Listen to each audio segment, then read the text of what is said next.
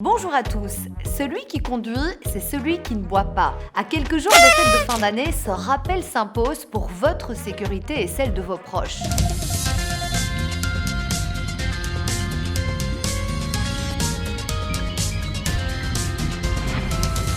L'alcool au volant, c'est la deuxième cause de mortalité sur nos routes. Pourtant, à la veille des fêtes, 32% des Belges disent vouloir boire pour les fêtes. Mais soyez prudents car les contrôles seront nombreux sur nos routes pour assurer votre sécurité. Démonstration.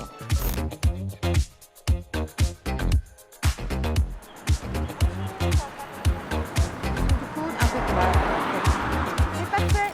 S'il vous plaît, bonne journée. Voilà. Alors l'appareil va nous signaler s'il y a une présence d'alcool ou pas. Non, il reste vert.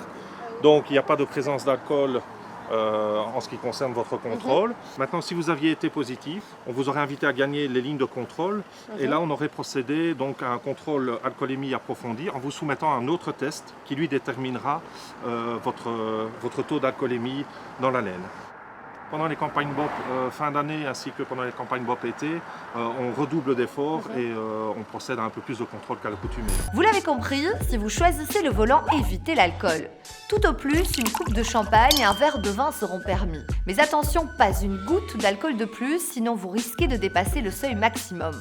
Olivier, combien de verres est-on autorisé à boire avant d'atteindre le seuil maximal? Alors, l'idéal, c'est toujours de ne pas boire, mais pour ceux qui veulent quand même prendre un petit apéritif, on sait généralement qu'à partir du troisième verre, déjà, les gens sont positifs, ont atteint le 0,5 g d'alcool dans le sang, qui est la limite légale. Rappelons qu'à la plus petite amende, elle est déjà de 179 €, et c'est déjà aussi une interdiction de conduire de 3 heures. Boire beaucoup d'eau, du coca, prendre l'air ou encore attendre et attendre. Ces trucs et astuces sont-ils vraiment efficaces? Comment éliminer l'alcool dans le sang?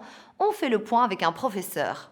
On peut imaginer que boire du café, s'aérer, ouvrir une fenêtre peut améliorer peut-être le degré de somnolence, mais ne va absolument rien changer dans les effets profonds de l'alcool sur l'organisme, à savoir la concentration, les réflexes, les coordinations neuromusculaires. Il n'y aura pas d'effet. Donc ce sont des fausses bonnes idées.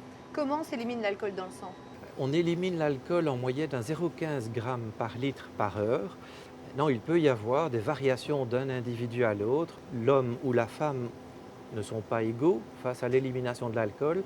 Il peut y avoir aussi des interactions médicamenteuses ou encore d'autres circonstances qui modifient l'élimination de l'alcool. La meilleure des solutions reste donc d'anticiper son retour de soirée. Les alternatives, elles sont nombreuses. Dormir sur place, par exemple, désigner un Bob qui ne boit pas, ou encore faire appel aux Responsible Young Drivers, que ce soit en Wallonie ou à Bruxelles, tout est pensé pour assurer votre sécurité. Explication. Pour rentrer chez soi, après avoir fait la fête à Bruxelles en cette fin d'année, vous avez énormément de possibilités. La première, c'est le réseau de bus Noctis. 11 lignes de bus avec un bus toutes les 30 minutes qui desservent tout Bruxelles depuis la gare centrale. Vous avez aussi les taxis collectifs Collecto, avec un prix très démocratique, forfaitaire de 6 €, 5 € pour les utilisateurs de transport public. Et pour la nuit du réveillon, c'est la gratuité des transports en commun. Alors la STIP, comme d'habitude, fait un geste pour que vous puissiez rentrer gratuitement chez vous après avoir vu le feu d'artifice. Et puis pourquoi ne pas prolonger la fête avec une nuitée d'hôtel? L'offre à Bruxelles aussi est particulièrement intéressante. Lors des fêtes de fin d'année, mais aussi comme tous les autres week-ends de l'année, les jeunes ont l'occasion de rentrer chez eux durant ces périodes de fête à moindre coût avec le chèque taxi. Il faut avoir entre 16 et 30 ans. C'est un chèque qui coûte 5 €, mais le jeune ne payera que 2,50 €, de quoi rentrer en toute sécurité chez soi.